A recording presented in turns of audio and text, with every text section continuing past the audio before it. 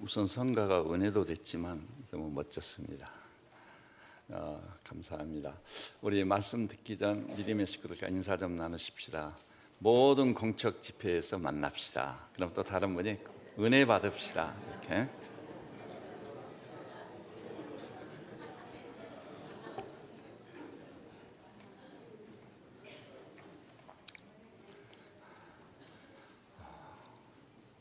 신앙생활 하다 보면은 그 신앙생활에 장애물이 있습니다. 그 장애물 때문에 신앙이 향상되거나 진보하지 못하고, 그 장애물 때문에 신앙이 심지어는 약화되고 뒤로 물러가 침륜에 빠지는 경우도 적지 않습니다. 그래서 우리 신앙생활은요, 신앙생활의 장애물이 무엇인지, 그 장애물을 어떻게 극복할 것인가, 그것은 극복의 대상일 뿐이지 시험받을 일은 아닌 줄로 압니다. 그러면은 오늘 신앙생활에 있어서 큰 장애물이라고 할 수 있는 세 가지 사실만 생각하며 같이 은혜를 나누고 싶습니다. 뭐 다른 것도 여러 가지가 있어요. 그럼 먼저 신앙에 있어서 장애 요인이 무엇일까? 첫째는 창세기 1장이 우리에게 신앙생활하는데 큰 장애물로 작용하는 게 사실입니다. 창세기 1장, 여러분과 저는 학교에서요 진화론을 배웠지 않습니까? 그래서 창세기 1장은 신화나 전설이다. 히브리어는 사가, 그건 신화일 뿐이다.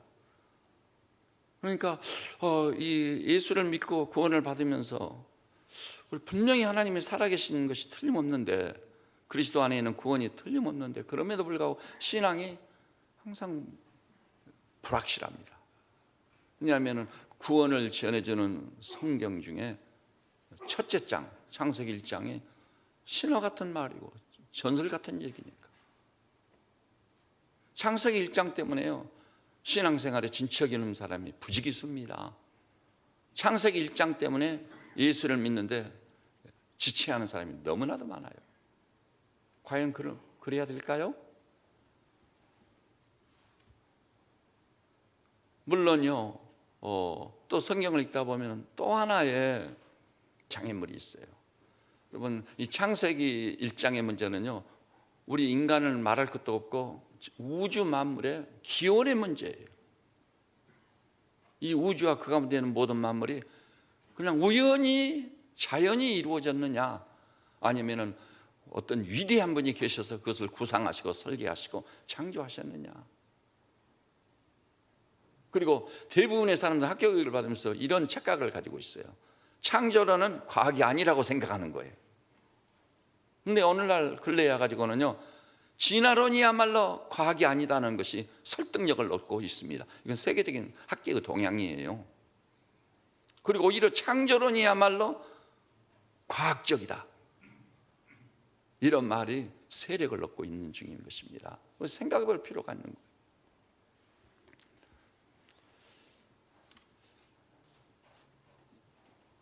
이 소위 우주와 그 가운데 만물의 기원의 문제를 놓고 창조냐 진화냐 기로에서 우리는 창세기 1장이 신앙생활에 큰 장애가 되는 것을 알 수 있습니다. 그 다음에 또 한 가지는요, 성경에 기록된 기적의 문제예요. 예수님이 오병이어로 5,000명에게 12강지를 거두었다, 물 위로 걸으셨다, 죽은 나사로를 살리셨다. 학교에서요 과학적으로 훈련된 그런 인간의 이성과 합리성에 지배하여 있는 우리는요, 그 기적을 수용하려고 하지 않아요. 그래서 이 성경에 기록된 온갖 기적들이 신앙생활한테 큰 장애물로 작용하는 게 사실입니다. 또 한 가지가 있다면요, 성경 본문 해석상 장애물이 있어요. 해석의 난제가 있어요. 물론 여기는 저 같은 경우는요, 이런 경험을 해봤어요.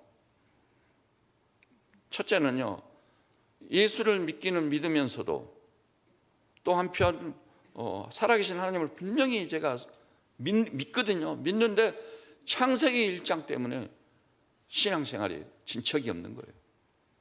이런 과거를 가지고 저는 있습니다. 근데 마침내요, 창세기 1장을 액면 그대로 받아야 된다. 물론 그 이전에 또 하나의 단계가 있어요. 또 하나 단계는 뭐냐면요, 처음에는 창세기 1장은 그저 신화나 전설에 불과한 것이다. 그래서 그것이 신앙생활하는데 굉장히 큰 장애 요인으로 작용을 했지만, 그 다음에 하나님이 제게 은혜를 주셨어요.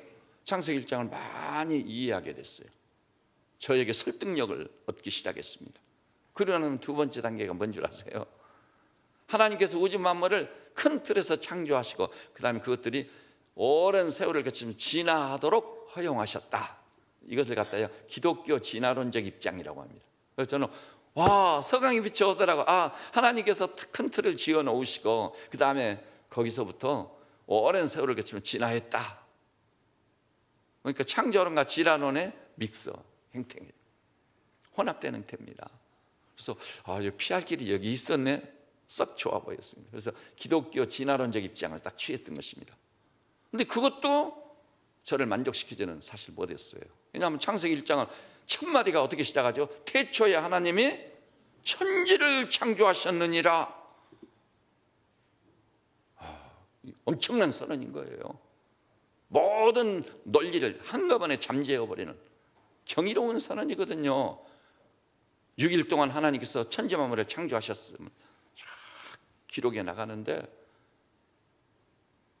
그리고 히브리어로 접근을 해가지고 그 첫째 날, 둘째 날, 셋째 날 할 때 그 히브리어로 욤이라는 용어인데, 이 욤이라는 용어가 어떤 의미를 지녔던가 규명을 해 나가는 과정 중에서도 그것이 궁극적으로는 정확하게 1일 1세대설이 아니고, 첫째 날 할 때 그 날 욤인데 그것이 1세대, 뭐 홍적세, 충격세 이런 1세대가 아니고 24시간 개념을 가진 하루다.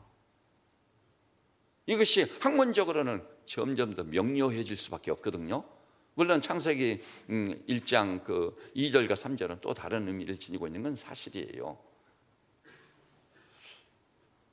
그렇기 때문에 기독교 진화론적 입장이 저에게 만족을 가져오지 못한 겁니다. 그 문제 때문에 많이 고민했어요. 근데 하나님의 은혜를 주셔가지고요, 우선 충격을 먹은 게 첨단 과학을 한 과학자들 가운데 창세기 1장을 액면대로 사실 그대로 받아들이는 과학자가 의외로 많다는 사실.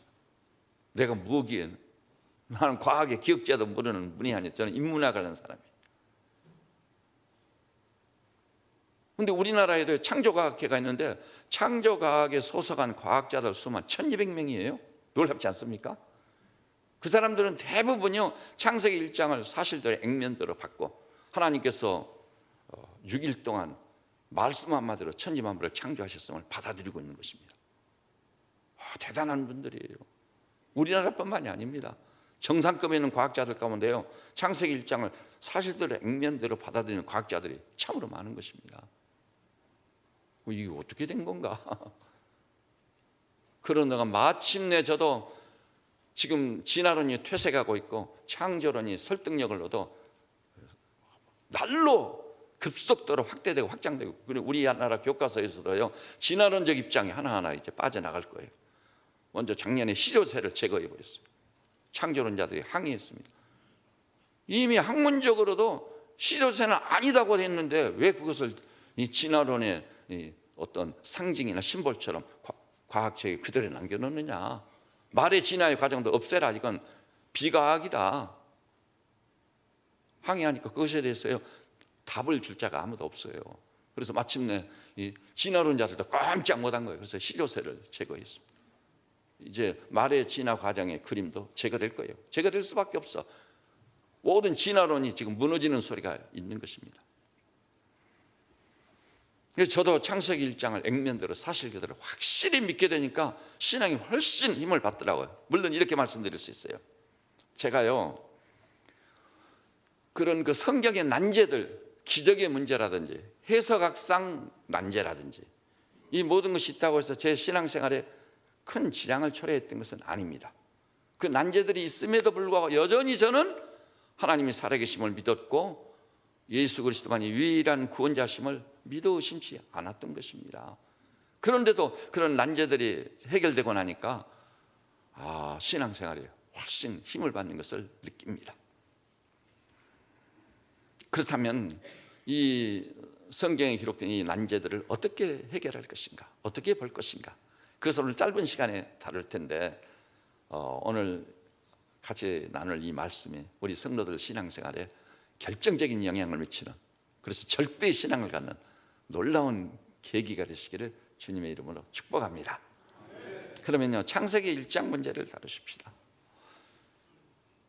여러분, 저는 창세기 1장 문제를요, 과거에 제가 창세기 1장 1절, 1장 2절, 그 다음에 3절 이하를 3번에 걸쳐서 시리즈 설교로 확실히 한 바 있어요. 근데 그 설교를 한다고 그 설교의 CD가요 많이 확산될 줄 알았거든요. 제가 생각할 때는 과학과 인문학을 총체적으로 다루어 가지고 마침내 창세기 1장의 문제를 거의 완전히 해결한다고 볼 수 있을 만큼 그런 내용을 가진 설교로 저는 간주했었거든요. 이제 뜻밖의 우리 교우들이 설교를 너무나 잘 들으셨는지 그 CD를 찾는 사람이 그리 많지 않더라고요. 그래서 참 이상한 일이다, 그런 고민이 없었단 말인가. 제가 그 설교를 해놓고도 제가 운전하면서 딱 들어보고요, 이 설교를 내가 했었던가. 오 주님 감사합니다. 창세기를 1장을 중심 주제로 해서 이런 설교를 3번에 걸쳐 시리즈로 할 수 있게 하시다니요. 우리 아버지는 놀라우신 분이십니다. 제가 하나님께 찬양을 했었어요. 그러면 이제 창세기 1장을 오늘은 다른 차원에서 접근하겠습니다. 그래서 뭐냐면은 우리 시대에요, 자타가 인정하는 정상에 있는 위대한 인문학자와 과학자가 창세기 1장을 어떻게 봤었던가, 그 사람 중심을 한번 다루어 보려고 하는 것입니다. 여러분, 최근에 출간된 책 중에 하나가요, 전 세계를 강타한 책이 하나가 있어요. 신의 언어. 그 책의 저자는요 프랜시스 콜린스라는 사람입니다. 이 사람은요 미국 국립보건 원장입니다. 그건 뭘 의미하는 거죠? 그 사람이 전 세계적으로 정상급에 있는 과학자라는 것을 의미하는 겁니다. 미국 국립보건원 원장이니까. 그는요 물리학을 전공했습니다. 그 다음에 또 의학을 전공했어요.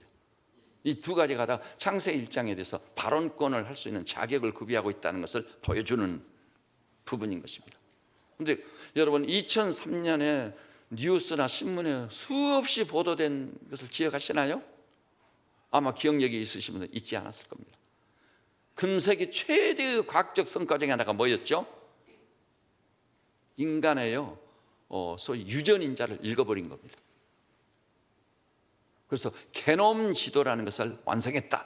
들어보셨어요? 게놈 지도가 뭘 의미하는지 아세요? A라는 사람이요 예를 들자면은 치매에 걸릴 확률이 많아요. 그럼 게놈, 그 사람의 유전자를 다 읽었으니까 그 유전인자 속에 치매의 요인이 있는 것을 딱 찾아내가지고 그것만 딱 건드리면 치매 안 걸리는 거예요. 암 걸릴 확률이 100%다 한데도요 그 게놈 지도에서 그 부분만 딱 건드리면 암을 비켜갈 수 있는 거예요. 전 세계가 막 굉장했습니다. 게놈 지도를 완성했다, 이 놀라운 일이다, 우리 시대의 최고의 과학적 성과다. 그런데요 그 일을 이룬 사람이 누군지 아세요? 전 세계 6개 국가에서 2,000명의 과학자를 결집시켜 가지고 이 게놈 지도를 완성하기 위해서 우리 한 인간에게요 있는 그 유전자, 소위 서열이라는 게 있어요. 유전자가 영향을 미치는데 서열 순서가 있어요. 근데 그것이요 자그마치 31억 개나 되는 겁니다. 어마어마한 거예요. 그러니 이 세포의 신비가 너무나 경이로운 거죠. 그런데 31억 개의 그 유전자의 서열을 다 읽어가지고 게놈 지도를 완성할 때 그 2,000명의 과학자를 지휘한 이 마지막 책임을 진 과학자가 누구냐? 바로 이 프랜시스 콜린스인 거예요. 그래서 31억 개의 유전자 서열을 밝히는 게놈 지도를 완성한 다음, 원래 그는 무신론자로 출발했어요. 그런데 인간이 가져온 이 세포의 신비의 이 경이로움에 완전히 매료되고 압도당해가지고 무신론을 포기하고 기독교인이 된 것을 믿으시기를 바랍니다. 기독교인이 돼버렸어요. 그는 그리고 창세기 1장을 사실대로 액면대로 그대로 받았습니다. 이 장엄한 우주와 그 가운데 만물과 신묘막측한 인간 생명을 지으신 분은 하나님이시다. 그것을 고백할 수밖에 없었던 겁니다. 이 사람은 과학자고요. 또 한 사람 늘 얘기하죠. 앤토니 플러라고 하는 무신론주의자. 이 사람은요, 제가 소개했었죠. 지금 그분이 돌아가신 지도 몇 해 되지도 않았어요. 2009년도인가 돌아가셨거든요. 근데 앤토니 플러는요, 무신론의 대가였습니다. 인류 역사상이요, 무신론을 전파하는 전도사로서 그렇게 영향력 있는 사람이 없어요. 무신론에 관한 책만 해도 몇 권을 썼다고요? 30권 이상을 썼습니다. 대단한 인물이잖아요. 모든 무신론자들은요, 앤토니 플러의 쫄개들이 불과한 거예요. 그런데 앤토니 플러가 2004년도 뉴욕 특파원을 불러가지고 전 세계에 타전을 하게 만들었어요. 오늘부터 나는 기독교인입니다. 무신론을 포기합니다. 세계가요, 충격을 먹었습니다. 그리고 특히 무신론적 입장에 있는 학자들은 당신이 그러면 우리는 어떻게 하란 말이냐고, 다 앤토니 플러에게 줄을 대고 무신론을 전파하고 있었거든요. 그렇다면 그가 완전히 기독교인이 된 다음 책 한 권을 썼어요. 존재하는 신, 하나님은 살아계시다. 그리고 존재하는 신이라는 책을 썼어. 근데 그 책을 읽어보면은요, 세 가지 사실 때문에, 여러 가지 다른 사실도 있어요. 근데 가장 중요한 세 가지 중심 주제 때문에 그런 무신론을 포기하고 그리스도인이 되어버린 것입니다. 그럼 오늘 그 두 가지를 내가 소개해드릴게요. 하나는 뭔 줄 아세요? 자기가 인문학의 대가로서, 그다음 인문학이라는 것은 과학과 무관한 것인가요? 아닙니다, 여러분. 모든 인문학은요, 과학적인 성과를 기초로 하는 겁니다. 그래서 과학적인 어떤 성과가 있으면 그것을 연구해요. 그것을 이해하고 깨닫습니다. 그래가지고 그것을 인문학의 근거로 삼습니다. 그래서 21세기까지 발전된 과학을 쭉 추적해 가면서 부인할 수 없는 한 가지 놀라운 사실을 정립하게 됐어요. 그것은 뭐냐면 우주에 있는 모든 존재는 나름대로 법칙을 가지고 있다. 이 법칙이라는 게 정말 놀라운 거예요. 또 우리 인체 하나만 가지고도요, 눈의 건강을 위한 눈의 법칙이라는 게 있어요. 아시죠? 눈의 법칙이 있습니다, 여러분. 너무 가깝게 책을 읽기 시작하면요, 그 사람은 근시가 되고 말아요. 그 눈의 법칙입니다. 피할 수 없는 거예요. 그리고 당근 주스를 계속해서 아침마다 한 잔씩 먹으면요, 시력이 안 좋았던 시력이 다 좋아져요. 눈이 가진 어떤 법칙 때문에 눈에 필요한 영양소가 공급되면 눈이 회복되는 거예요. 그리고요, 위장은 위장대로 어떤 법칙을 가지고 있는 거예요. 풀잎은 풀잎대로 법칙이 있는 거예요. 저 과일 잎사귀는 잎사귀대로 놀라운 법칙이 있어요. 그래서 이 열매나 과일들 그 잎사귀에는요, 이 포항제철 공장보다 더 복잡한 공장이 그 안에 있어요. 그래서 햇빛을 받고 수분을 빨아올려서 광학양용을 해서 영양소를 만들어서 물감과 체금을 통해 그걸 이동시켜서 열매를 맺는데요, 감도 되고 포도도 되고 사과도 되고. 와, 어떻게 된 일인지는 모르겠는데 영양이 다르고 생김새가 다르고 냄새가 다르고 향이 다르고 맛이 다 달라요. 맛이 다 다르지 않아요? 여러분, 똑같이 단맛은 단맛인데 사과의 단맛과 감의 단맛이 같아요, 틀려요? 다 달라요. 법칙이 다. 이야, 이렇게 장엄한 그 가운데 또 존재하는 우주 만물들이 나름대로 이 법칙을 가지고 있다니, 이 놀라운 일이다. 이것이 진화의 산물이라면, 우연히 그렇게 되어졌다면 이런 법칙을 가질 수가 있겠느냐? 이거 불가능하다. 엄청난 지성을 가지고 있는 지혜를 가진 어떤 분이 그런 법칙을 다 각기 법칙을 존재에게 부여했기 때문에 이 법칙이 존재하는 것이다. 와, 그래서 앤토니 플러가 나는 무신론을 포기합니다. 나는 그리스도인이, 오늘부터 그리스도인입니다. 놀라운 선언이었어요. 그 다음에 두 번째 그가 말한 것이야말로 참으로 중요한 거예요.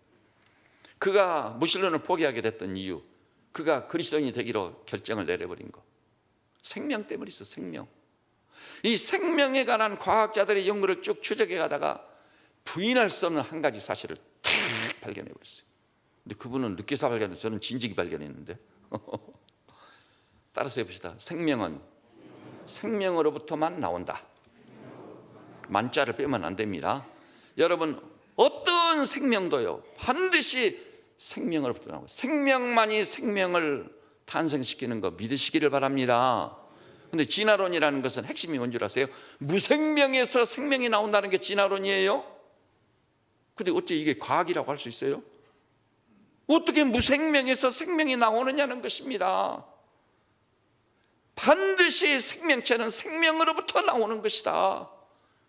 그러면 이 생명을 거슬러 나가면은 최후의 생명이 있을 것 아니에요. 최초의 생명. 그 생명은 누가 어디서 비롯됐느냐 했을 때, 그 최초의 생명조차도 생명으로부터 나왔다는 것은 의심의 여지가 없다. 그렇다면 최초의 생명을 탄생시킨 또 다른 생명은 뭐냐? 그것은 생명의 원인자이신 하나님이시다. 살아계신 하나님이시다. 다른 답이 없어요. 왜냐하면 무생명에서 생명이 나올 수 없기 때문에. 그것 때문에 그는요 마침내 결론을 내렸습니다. 하나님은 살아계시다. 나는 오늘부터 그리스도인이다. 만천하에 공표를 해버렸습니다. 그리고 존재하는 신이라는 책을 써서 그것을 다 밝혀낸 겁니다. 놀랍지 않습니까? 그래서 창세기 1장을 사실대로 액면대로 받았습니다. 만일 하나님이 살아계시다면 이 장엄한 우주와 그 가운데 만물을 지으실 수 있는 무한하신 지혜와 지성을 가진 분이 틀림없다. 이 하나님의 존재를 상정하지 않고는 우주와 생명의 신비를 해석한다는 게 불가능해요. 절대 불가능합니다. 진화론은 설명이 되질 않아 버려요. 잊지 마십시오. 진화론이는 뭐라고요? 무생명에서 생명이 나온다고 주장하는 게 키포인트예요. 과연 그럴 수 있어요? 있을 수 없는 얘기인 것입니다. 그래서 우리는 창세기 1장 우주와 그 가운데 만물의 기원의 문제를 해결할 수 있는 것입니다. 그 다음에 두 번째, 기적의 문제예요. 여러분, 우리는 학교 다니면서요 과학적인 사고방식으로 훈련을 받았습니다. 인간의 이성과 인간의 논리, 인간의 지성, 이런 것 중심으로 완전히 훈련이 되어 있어요. 그래서 항상 무슨 사안을 볼 때요 그것이 기적이냐 아니냐 이것을 따지는 거예요. 기적은 안 믿어요. 그 기적을 누가 믿느냐는 거예요. 우리 이성이 수행할 수 없는 기적은 도저히 받을 수 없다는 거예요. 과연 그럴까요? 여러분 기억하십시오. 하나의 예를 들어 설명하겠는데요, 우리 예수님이 오셔서 최초로 행하신 기적이 어디 기록되어 있죠? 요한복음 2장입니다. 물을 포도주로 만드신 거예요. 어떻게 물이 포도주가 됐냐? 이거 엉터리다 이거. 과연 엉터리일까요? 그런데요, 성경에는요 하나님이 행하신 기적들이 너무 많아요. 그 기적 때문에 성경을 믿기가 어려운 거죠. 과연 그런 것일까요? 그래요, 성경을 신화나 전설 같은 얘기로 간주해버립니다. 그런데 문제는요, 물을 포도주로 만든 주체가 누구냐는 것이 중요한 거예요. 여러분, 물을 포도주로 만든 분이 누구예요? 예수 그리스도이십니다. 신성을 가진 하나님 되신 그리스도께서 물을 포도주로 만드셨어요. 그러면요, 하나님이 물을 포도주로 만드셨다면 그건 자연스러운 거예요. 하나님께는 자연스러운 거예요. 나한테는 수용이 어려울지 몰라도 하나님이 물을 포도주로 만드는 이 우주 만물을 창조하시는 분이 사실이란다면 물을 포도주로 만드는 그거 하나 못하겠어요? 누워서 떡 먹기지? 이런 예를 들어볼 수 있어요. 비가 옵니다. 지시락에서. 지시락이라는 것이 뭔지 아시죠? 어른들은 지시락. 오랜만에 사용한 용어인데 참 좋은 용어 같아요. 지시락. 그래서 뭐가 나오죠? 지렁이가 딱 기어 나오는 것이죠. 그런데 이제 비가 그치고 햇볕이 쨍쨍 내렸죠. 그러면 어디서 나타나는지 삐들삐들 말라가는 지렁이 옆으로 뭐가 접근해 오죠? 개미가요. 근데 개미 한 마리가 딱 보고요 쏜살같이 달려갑니다. 조금 있으니까 개미가 막 떼거지로 달라드는 거예요. 아주 지렁이를 완전히 개미떼가 딱 포위하고 다 물고, 그래서 지렁이가 아니라 개미떼의 집산이에요 완전히. 그리고 막 엉차 하면서 그런 소리가 들리는 것 같아요. 자기 집으로 막 지렁이를 끌고 가는 거예요. 근데 이것을 지켜보던 어린 소년이요 장난치느라고 나무 젓가락으로 딱 집어가지고 멀리 딱 옮겨놔 버렸어. 그러니까 개미 세계 소리가 상상 끝에 어떤 일이 벌어졌죠? 우와, 이게 어찌된 일이냐, 충격이다, 말세다 말세. 기적이야. 이런 일일 수 있어요. 개미들끼리 모여가지고 연일연야 회의를 하고 그래 위원회를 구성해서 이것을 규명해봐라. 어찌하여 우리가 이렇게 떼거지로 모여들어서 끌고 가도 끌 수가 없었는데 뭐 이거 엄청난 무슨 두 가지 가지 같은 거 탁 그걸 집어가지고 탁 옮겨버려. 이거 기적이 아니고 뭐냐? 어찌 이런 일이 있을 수 있느냐?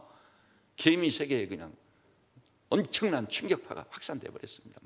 연일 연야 입에서 입으로 개미 언론에 조선일보, 동아일보, KBS 9시 뉴스도 이건 기적이다. 이게 도대체 어찌된 일이냐? 이 지구의 종말이다 이거.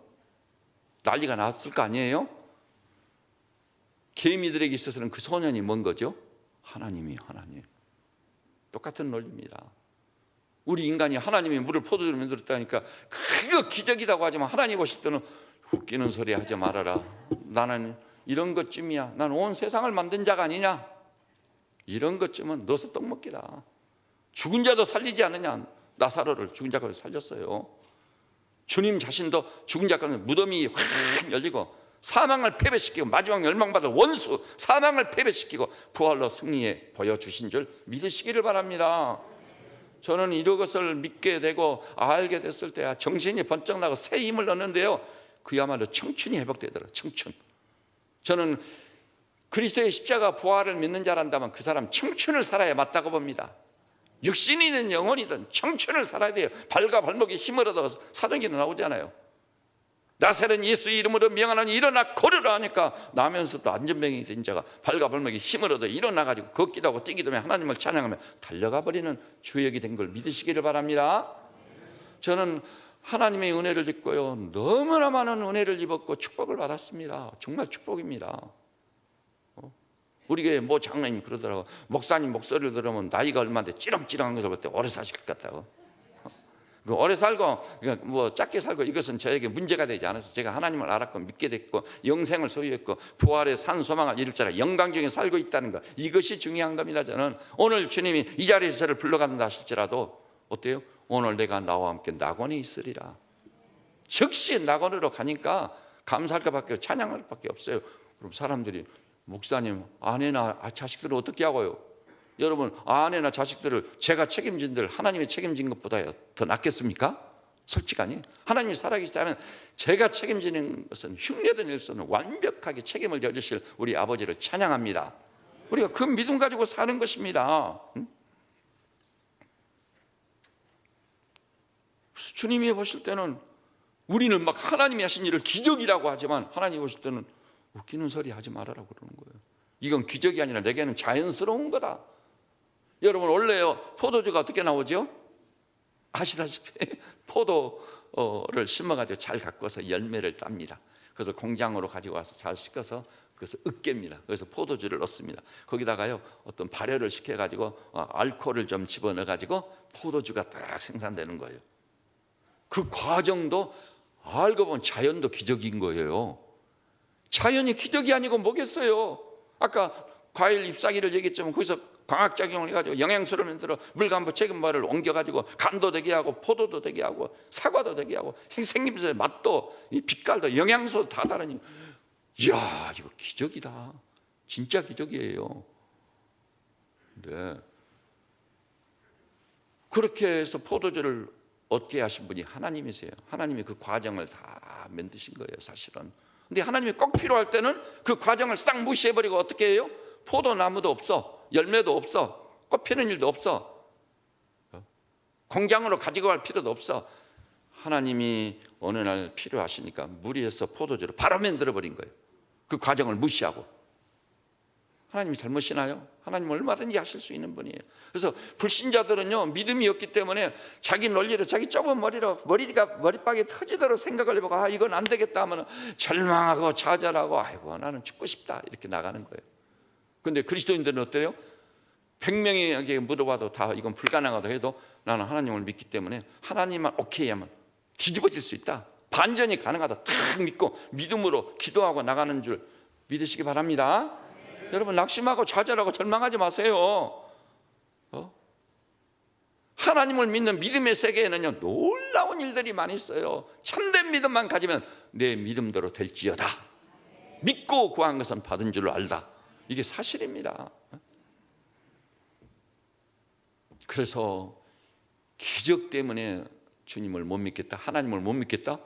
하나님이신데 그분이 기적을 행하신 것은 자연스러운 일인데 그것 때문에 못 믿겠다니, 그것 때문에 신앙에 많은 장애를 받는다니, 그 참 얼마나 어리석은 사람이에요.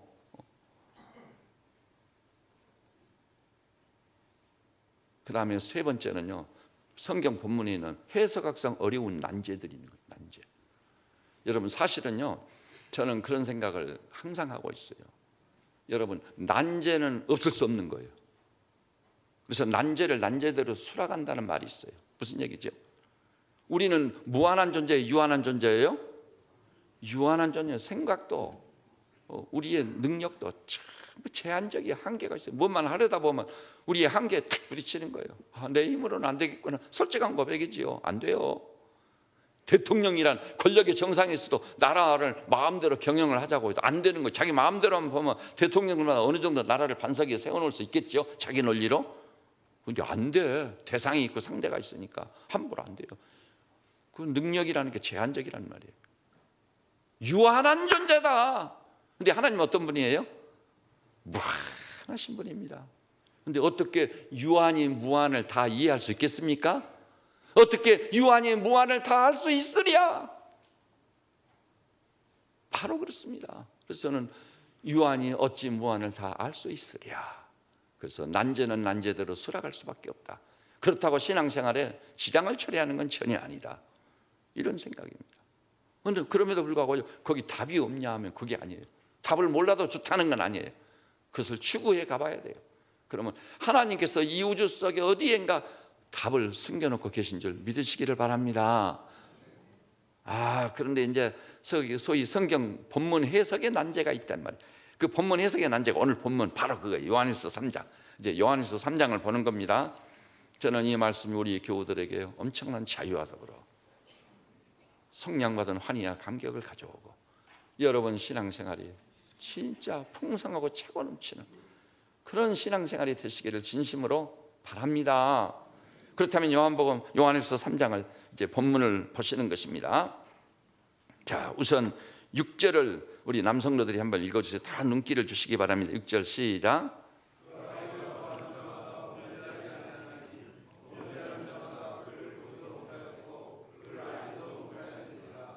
예, 방금 몇 절 보셨죠? 6절 보셨어요. 예. 아니, 이럴 수가 있어요? 여러분 어떻게 생각하세요? 신실한 사람이란 데 충격 먹는 말씀. 그리스도인들 그 안에 거하는 자마다, 그는 누구시죠? 예수 그리스도 안에 거하는 자는 그 거하는 자마다 예외가 없어요. 범죄하지 아니한다고 말하고, 여기까지는 그래도 범죄하지 아니한다, 뭐 그럴 수도 있겠지 한데, 범죄하는 자마다 그를 보지도 못하였고 그를 알지도 못했다니. 저는 이 말씀 보다가 충격 먹어. 이거 어떻게 된 거? 내가 분명히 예수님을 구세주를 발견해서 영접하고 하나님의 자녀란 신분의식을 가지고 그냥 신이 나가지고 살고 있는데 갑자기 성경을 통독하다가 보니까 그 안에 거하는 자는 범죄하지 않는다. 만일 범죄한다면 그는 그리스도를 보지도 못하고 알지도 못한 자인 거다. 이걸 해석할 도리가 없는 거예요. 해석의 난제단 말이에요.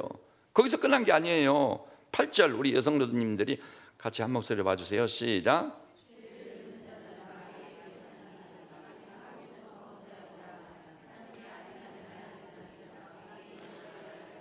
저는 이 본문을 읽어가다가 더 큰 충격을 받아버렸습니다. 죄를 짓는 자가 누구라고요? 마귀에게 속했다니. 아니, 내가 마귀에게 속했다는 말인가? 그리고 8절 끝부분에 보니까 예수 그리스도가 이 땅에 오신 이유는 무엇을 멸하려? 마귀의 일을 멸하려 하십니다. 아이고, 큰일 났구나. 이것이 답을 얻지 않고는 잠을 이룰 수가 없더라고요. 나의 구원 문제예요. 영혼이 사느냐 죽느냐의 기로에서 나의 믿음이 진짜냐 가짜냐 진위를 가리는 결정적인 순간이 온 겁니다. 주님, 이거 어떻게 된 겁니까? 그렇죠? 저는 예수님을 믿고 구원의 은혜를 입고 성령의 엄청난 감동을 받아가지고 뭐 날아가듯이 살았거든요. 막 날아가듯이 살았습니다. 군대 가가지고 최악의 상황인 저 특공훈련장 가가지고도 날아가듯이 살았습니다. 엄청난 영향력을 발휘했어요. 그런데 이 본문이 딱 부딪혀가지고 제가 그때 그 무렵에 죄를 짓고 있었겠어요? 안 짓고 있었겠어요? 여러분, 죄를 피할 수 있는 자 있어요? 아무도 없어요. 거듭나가지고 구원을 받아 하나님의 자녀가 분명히 됐음에도 불구하고 간 속에 누울 때까지는 죄를 온전히 피하기는 불가능하다. 불가능해요. 이게 도대체 어떻게 된 건가? 큰일 났구나 이거. 나는 그리스도인이 아닐 수도 있고 하나님 또 마귀에게 속한 자일 수도 있겠구나. 저로서는 이보다 심각한 문제가 없었습니다. 사실 심각한 문제인 거예요. 자, 그 다음에 우리 9절을 한 목소리로 바로 9절 시작. 하나님께로부터 난 자마다 죄를 짓지 아니하나니 이는 하나님의 씨가 그의 속에 거함이요 그도 범죄하지 못하는 것은 하나님께로부터 났습니다. 더욱 분명히 하나님께로서 난 자는 어떤다고요? 죄를 짓지 않는다니. 예외가 없어. 그러니까 하나님께로부터 난 자마다 저도 구석에 들어있는 거예요. 죄를 짓지 아니한. 내가 하나님께로서 난 자가 정령 아닌가 보구나. 이거 큰일 났구나. 이 문제를 해결하지 않고는 잘 수도 없는 거예요. 평안이 없는 거예요. 그래서 제가 이 문제를 가지고 머리를 싸매고 고민을 하기 시작했습니다. 그렇다면 이 말씀의 의미가요, 하나님의 자녀가 일단 되면 전혀 죄를 짓지 않는다는 말일까요? 이 본문을 외형적으로 볼 때는 그렇게 이해해야 되는 거예요. 그 다음에요, 거듭난 그리스도인은요, 생각 속에서도 죄를 전혀 짓지 않는단 말인가요? 입술로도 전혀 죄를 짓지 않는단 말인가요? 행위로도 전혀 죄를 짓지 않는단 말인가요? 그것은 아니지 않습니까? 사도 바울도 로마서 7장 보니까 내가 원하는 바 선은 아니하여 도리 옳지 아니하는 바 악을 행하는도다. 오호라 나는 공고한 사람이로다. 이 사망의 몸에서 누가 나를 건져내랴. 그리스도 예수로 말미암아 우리에게 이김을 주시는 하나님께 감사하노라. 그러니까 이 말씀이요, 학자들 간에 논쟁이 있어요. 사도 바울이 예수님 만난 전이냐 만난 이후냐. 예수님 만난 이후에 이럴 수가 있단 말인가. 원하는 바 선 대신 옳지 아니하는 바 악을 행한다고 가슴을 치며 좌절과 절망을 맛보지 않아요. 물론 결론은요, 그리스도 예수로 말미암아 우리에게 구원을 주시는 하나님께 감사. 그건 사실이지만 그래도 사도가 되어가지고 어떻게 이럴 수가 있단 말인가. 그리고 성경을 보니까 모든 그리스도인들과 사도들 때가 아니에요. 예수를 믿고 구원받은 이후에도 죄를 범하는 일이 있었던 거예요. 그렇다면 이 말씀 무엇을 의미하느냐. 그래서 예수를 믿고 진정 거듭난 그리스도인은 죄로부터 완전히 자유롭다는 이것을 어떻게 봐야 될 것인지. 그래서 이 본문을 볼 때 학자들 간 의견이 엇갈리는, 첫째는요, 완전주의자가, 신학적 완전주의자, 이들은요, 거듭난 그리스도인은 다시는 죄를 범치 않는다는 거예요. 그런데 사실 그것이 일리가 있어요. 저에게는요, 제가 예수님을 믿고 성령님으로 거듭나가지고 하나님의 자녀가 됐다고 그래서 하나님을 아버지라 부르짖은 이 신분에 대한 인식이요, 저를 막 둥둥 뜨게 만든 거예요. 저도 의심이 많은 사람이고 쇠다리도 두드려보고 간다는 스타일의 사람인데, 이건 날마다 천국인 거예요. 아침마다 천국을 나래. 오 하나님, 어찌하여 오늘 이 죄인에게 새날을 허락하시고 새 태양을 볼 수 있게 하십니까? 시간의 주인이고 생명의 주이신 우리 아버지를 찬양합니다. 그 습관이 지금까지 남아있는 거예요. 제가 좀 피곤해가지고 저녁에 늦게 자가 찌뿌둥하고 좀 그럴지라도 나는 새날을 주신 주님을 찬양합니다. 시간의 주인이시고 생명의 주인이신 주님이 새날을 열어주신 것입니다. 오늘도 씩씩하게 살겠습니다. 믿음으로 살겠습니다. 동행하실 줄 믿습니다. 길을 뚫어주시고 열어주실 줄 믿습니다. 이 믿음으로 사는 겁니다. 그러니까 어떤 사람이 모였어도 상대방이 누구나 묻지 않아. 제가 교만한 건 아니지만 얼마 안 가서 그 분위기를 싹 장악해 버릴 수 있어요. 상대방이 과학자든 무슨 철학자든 법률가들 모였어도 제가 그리스도의 심장을 그들을 사랑하면서 하나님의 말씀을 그들을 탁 단번에 장악해 버릴 수 있는 확신이 저는 있거든요. 확신이. 겁날 게 없고 두려울 게 아무것도 없어요. 주님이 저를 그렇게 세워주신 것이죠.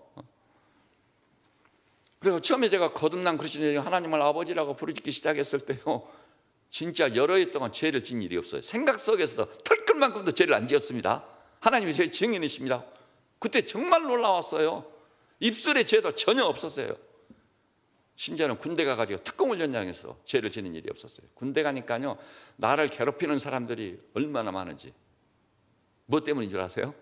CPX가 걸렸는데 다 전시 상황이라고 해서 막 하는데, 그때도 저는 이것은 실제로 전쟁은 아니니까 저는 하나님께 예배하러 다녀오겠습니다. 그러면 우리 상급자들이, 야, 이놈이 도대체 이 전시 상황이라는 데 이름 어떻게 된 건가? 근데 대부분 인정을 해가지고 교회를 못 가본 일이 없어요. 제 앞을 가로막은 일이 없어요. 그래서 저는 혼자도 가서 예배, 그 대신 너 혼자만 가서 예배 드리고 와라, 이게 명령이에요, 명령. 저는 혼자 가서 예배 드리고 딱 오는 거예요. 그래서 얼마나 좋으니. 다른 사람은 CPX 걸려가지고 뭐 일한다고 저는 철모 쓰고 막 안정근장하고 야단들이니, 저는 교회 가서 하나님 찬양 탁하고 기도하고 예배하고 말씀 받고 찬송을 콧노래를 부르면서 부대로 탁 복귀하는 거예요. 부대 밖에 교회가 있었거든요. 민간인 교회 다녔거든요. 근데 문제는 어디가 생기냐면요, 저것은 저놈이 교회 가문으로 인해서 저놈이 할 일을 우리가 다 한다. 예를 수요일날 저녁, 주일날 저녁 어떤 일이 벌어지죠? 그때 제가 군대 쫄병으로 근무할 때요, 무슨 일이 있는 줄 아세요? 추운 겨울을 지나면은요, 탄하고 탄가루하고 또 흙가루하고 이렇게 단가같이 있는 게 있어요. 실어날리는 거. 거기다 떠가지고 옮기는 거예요. 그래서 그놈을 둘이 탁 이 삽으로 섞는 거예요. 섞은 다음 물을 탁 넣어요. 이기기를 시작. 그 이기는 게요, 아무리 추워도 땀이 쫙 흐릅니다. 그것을 딱 이겨가지고 그놈을 이제 난로 속에 집어넣는 거, 이렇게 삽에다가 해가지고 이렇게 조금씩 떠서 넣는 거. 그러면 화력이 너무나 좋아요. 근데 쫄병이 돼가지고, 새까만 쫄병이 돼가지고, 이등병이 돼가지고 교회를 가버리니까 고참들이 그걸 하는 거예요. 그러니까 성질이 엄청난 거예요. 저놈이 교회 감으로 우리가 이 일을 하게 됐다 해가지고, 진짜 고참들이 이제 주말이 되면 어디 가죠? 외출 외박을 다 나가버립니다. 그러면 쫄병만 남아요. 근데 쫄병 중에서도 상병 정도는 이제 고참인 거죠.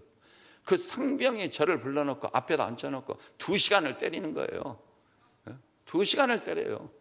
그러면 너는, 그러죠, 주님이 힘을 주십시오. 네가 이기나 내가 이기나, 믿음이 이기나 불신이 이기나 보자. 물론 때리는데 제가 주먹으로 대항은 할 수 없잖아요. 그래가지고 2시간 동안 두들겨 맞은 일이 있어요. 온갖 기합 다 받고 삽자루로 맞고 총 꽂을 대로 두들겨, 꽂을 대를 막 주먹으로 한 주먹 쥐고 두드려 패거든요. 그래도 포기하지 않았어요. 정말 전라도 말로, 그 사람 거기 전라도, 제가 전주 35사단 근무했거든요. 그 상병이 하는 말이, 너는 진짜 징한 놈이다. 그런데 그 말이 어떻게 바뀌어져? 너는 진짜 믿는 사람이다. 너는 진짜 그리스도인이다. 이 사람은 수요일하고 주일날은 완전히 열애다. 하나님을 찬양하시기 바랍니다. 신앙이 이긴 거예요. 신앙이 이겼습니다. 그런데 한시대 허영길이라는 형제는요, 신학생이 되어가지고, 나는 그때 신학생도 아니에요. 술을 안 먹으면 기합을 주고 때리니까 덥석덥석 받아 마신 게 완전히 술 주정뱅이가 돼버렸어요. 군대 생활에도 완전히 실패했어요. 죄도 짓고. 여러분, 그때 저는 저를 그렇게 괴롭힌 고참들도요, 미워하지 않았습니다. 사랑했고, 그들 때문에 죄 짓지 않았고. 그런데 어느 날 제가 밖에서 한밤중에 새벽 1시에 보초 쓰고 있는데, 우리 내무반장이 안병환이라고, 우리 교회 안병환 전도사 말고요, 안병환 병장이 내무반장이에요. 내무반장은 진짜 대단하지요. 딱 와가지고 밖에 나가서 술을 얼마나 마셨는지 몸을 비틀거리며 와가지고 내 옆에 팍삭 주저한테 거기서 막 우는 거예요. 그래서 저 사람이 왜 저렇게 울지 그랬더니, 제가 그때요, 사단장이 특명을 내려가지고 연대 군종으로 딱 가게 됐거든요. 군종으로. 그런데 며칠 안 남았어요. 그 친구가 이렇게 말하는 거예요. 겨울을 지나면서 저는요, 다 낡아 빠진, 털이 다 달아져 버린 모포 2장 가지고 몸을 가리고 있으니까 밤에 그렇게 추운 거예요. 그런데 이 안병환이라는 친구가 이렇게 두툼한 그 털이 푸석하게 있는 새 모포 6장을 덮고 자는 거예요. 6장. 그래가지고 나를 자기 모포 속으로 와서 같이 자자는 거예요. 그 이유가 뭐냐면은, 포가 떨어지면 양일병 때문에 나도 죽지 않고 살 거다. 논리가 그거예요. 참 이상한 사람들이, 참 겁이 그렇게 많으면서도. 근데 제가 이제 연대 군종으로 가버리잖아. 가니까 이제는 포가 떨어져도 내가 죽을 것 아니냐. 그것 때문에 막 울면서 야단이에요. 참 별 사람다 보겠네. 쫄병 앞에서 체면도 없이. 그래가지고요, 그런 사람들을 제가 미워하지 않았어요. 진짜 제가 그때 머리도 너무 많이 맞아가지고 지금도 소위 그 두통을 겪을 때가 있습니다. 지금도. 하나님의 은혜로 그동안 굉장히 좋아져서 그때 저는 주님께 구했거든요. 주님, 제가 60까지만 살게 해주십시오. 왜냐하면 두통이 너무 심하니까 60까지만 살게 해주십시오. 그래서 60까지는 생명을 연장해 주실 거라고 믿었는데 아닌 게 아니라 이게 60이 넘었는데도 오히려 뇌 상태가 더 좋아졌어요. 참 감사한 일인 거죠. 근데 죄를 짓지 않았단 말이에요. 그래서 저는 완전주의자가 됐어요. 완전주의자. 거듭난 그리스도인은 다시는 죄를 짓지 않는다. 그 믿음을 가지고 살았거든요. 근데 군대에서 제대하고 나와가지고 사회생활하는 과정 중에 점차 또 죄 짓는 일이 생기다. 이게 어떻게 된 거냐, 이게. 신학적 완전주의가 완전히 무너지는 거예요. 그래서 저는 신학적 완전주의를 포기했습니다. 포기하고 그 대신 이런 본문을, 이 난제를 어떻게 해석할 것인가, 이것 때문에 고민을 하게 된 것입니다. 그러면은요, 첫째, 우리가 이 본문을 확실하게 규명하고 이해하기 위해서요, 이 문법 구조를 살펴봐야 돼요. 문법 구조. 자, 그러면 이제 우리 4절이 아니라 5절, 6절을 다시 한 목소리로 봐볼까요? 6절 시작.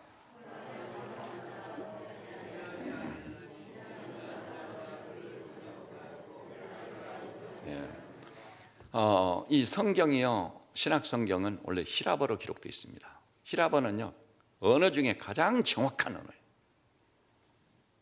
그래서 히라버 이 렉시콘 사전을 딱 찾아보니까 여기 죄를 범하지 않는다든지 또 범죄하는 자마다 그를 보지도 못하고 알지도 못하는 이 위의 말씀을 보니까요, 이 말마다요 히라버 문장을 보니까 현재형으로 기록됐다는 사실입니다. 현재형. 그러면 히라버 문장에서요 현재형을 사용했을 경우는 뭘 의미하는 거죠? 습관성 혹은 지속적으로, 계속적으로라는 의미예요. 우리말로 그래 지게 가자면 뭐죠?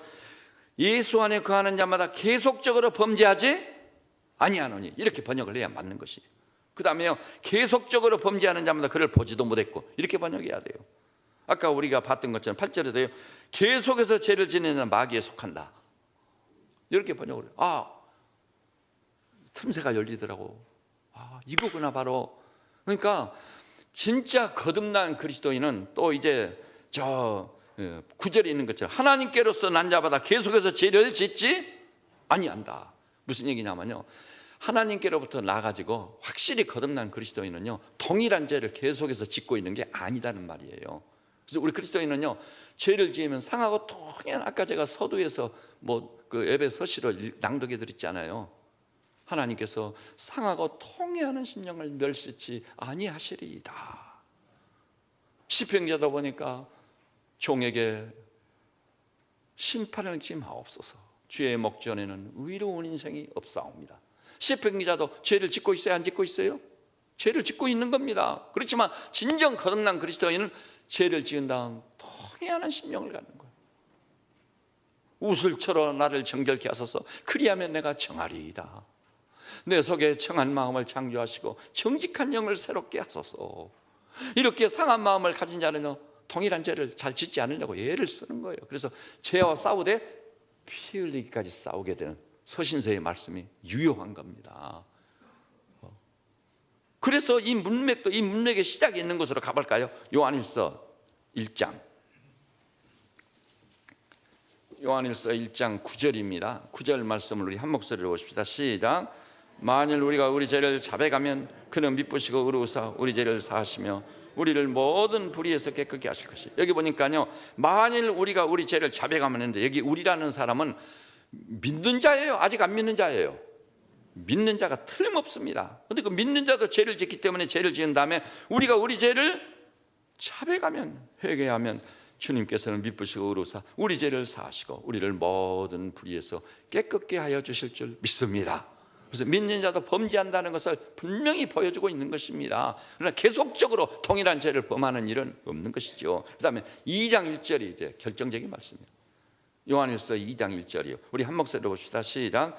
나의 자녀들아, 내가 이것을 너희에게 쓰면 너희로 죄를 범하지 않게 하려 함이라. 만일 죄를 범하여도 아버지 앞에서 우리에게 대언자가 있으니 곧 의로우신 예수 그리스도시라. 사도 요한이요, 나의 자녀들아 부른 것 보니까 이 말씀을 받을 자들이요, 믿는 자야 안 믿는 자예요? 믿는 자가 분명한 거예요. 근데 그 믿는 자들을 향해 하는 말이 너희로 죄를 범하지 않게 하려고 이것을 쓰지만 혹시 만일 누가 죄를 범하여 또 한 것을 보니까 믿는 자도 죄를 범할 경우가 있다는 거예요, 없다는 거예요? 있습니다. 죄를 범했을 때는 아버지 앞에서 우리를 지켜주고 변명해줄 누가 계시다고요? 아버지 앞에서 우리에게 대언자가 있으니 곧 의로우신 예수 그리스도시라. 할렐루야입니다. 그래서 제가 정말 허물과 죄로 죽었던 나를 살려주시고 또 거듭난 이후에도 죄로 오염된 연약한 존재라 죄를 지을 경우 보좌 우편에서 나를 위해서 중보해 주시고 세상으로 말하자면 변호사가 되어서 우리 죄에 대해서 변명해주고 지켜주고 막아주시는 구원자 예수 그리스도가 계시니 나의 구원은 분명하구나. 다시 이 문제에 대한 해답을 확실히 얻고 오히려 하나님을 찬송하고 그분께 영광을 돌리며 그분이 우리에게 베푸신 구원은 완전한 것인 거 믿으시기를 바랍니다. 로마서 8장 1절이 결론을 내려줬습니다. 그러므로 그리스도 예수 안에 있는 자에게는 죄를 짓는 일이 있지만 결코 정죄함이 없느니라. 놀랍습니다. 진정한 의미에서 온전한 구원을 받고 성량받은 그리스도인으로 사형을 면한 자라 영광 중에 사시기를 우리 주님의 이름으로 축복합니다. 기도하십시다. 주님, 오늘도 성소에 올라와 예배 중에 아버지의 말씀을 받았습니다. 우리는 죄의 뿌리가 너무 깊어 죄로 오염됨으로 구원을 받았음에도 불구하고 실수해서 죄를 지을 때가 있고 심지어는 악을 행할 때도 있습니다. 그렇지만 그리스도의 보혈은 이 모든 죄를 흔적 없이 지어버리시고 진홍같이 붉은 죄가 흰눈같이 희어지는 줄 확실히 믿습니다. 우리 세뱃죄는 양머리들이 동일한 죄를 계속적으로 짓지 않게 해서 죄와 싸우되 피 흘리까지 싸우는 종들이 될 뿐만 아니라 또 우리가 연약해서 범죄했을 때 주 예수 그리스도로 말미암아 내게 임한 온전한 구원을 생각하고 그리스도 안에 있기에 결코 정죄가 없음을 확실히 믿고 신앙의 담력을 얻어 흑암의 세력을 대적하며 죄의 세력을 결박지어버리고 믿음으로 승리하는 삶을 살도록 축복하여 주시옵소서. 성경에 나오는 여러 가지 난죄 때문에 시험받는 일 없도록 여기 모인 하나님의 자녀들을 붙잡아 주시고 지켜주시며 인도하시고 그 모든 일에 그리스도로 말미암아 넉넉히 이기게 하여 주시옵소서. 예수님의 이름으로 기도드립니다. 아멘. 주신